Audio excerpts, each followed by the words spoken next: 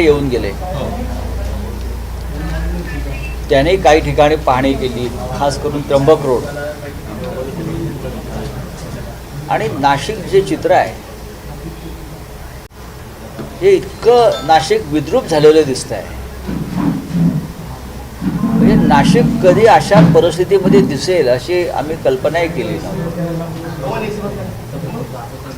म्हणजे नाशिकचे खड्डे हा देशभरातला चेष्टेचा विषय झालेला.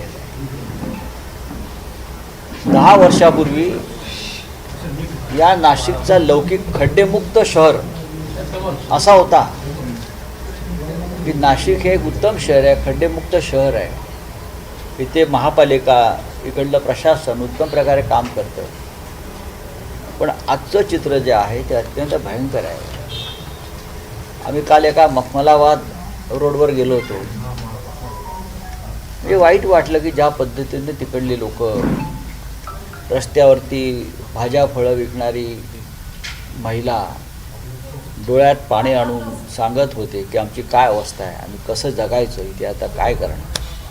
म्हणजे नाशिक शहरातल्या प्रशासनानं लोकांना रस्त्यावर स्विमिंग पूल निर्माण करून दिलेले आहेत. हां, स्विमिंग पूलच आहेत, एवढे मोठे मोठे खड्डे आहेत स्विमिंग पूल. आता आम्ही 2-4 खड्डे मी पाहिलेले आहेत, त्याच्यामध्ये भाजपचे 80 नगरसेवक टाकता येतील, एवढे मोठे खड्डे आहेत. आणि एक दुसरा छोटा खड्डा बघितला, त्यात मिंदे गटाचे सगळे एकत्र करून टाकता येतील, एवढे मोठे मोठे खड्डे झालेले आहेत.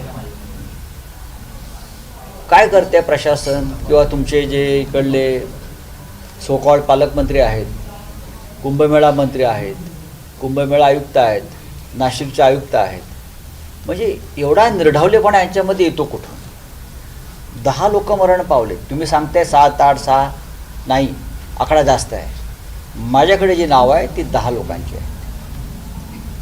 रस्त्यावर 10 लोक खड्ड्यात पडून मरतात तुमच्या हलगर्जीपणामुळं. आणि महापालिकेच्या आयुक्त असतील, मला शेखर सिंग नावाचे जे आयुक्त आहेत त्यांनी माफी मागितली. बरं, काही संवेद नाही की त्यांनी माफी मागितल्या खड्ड्यांमुळे वगैरे. पण आयुक्तांनी मागितले का महानगरपालिकेच्या? हा निर्ढावलेपणा येतो कुठून? महापौराने मागितली का? मग लोकांनी सत्तेवर बसवलं. इतर जे प्रमुख पदाधिकारी आहेत, गिरीश महाजन आहेत, ज्यांना आम्ही चंपतराय म्हणतो इकडले, त्यांनी मागितली का माफी? 10 लोकांचा मृत्यू ही साधी गोष्ट आहे का?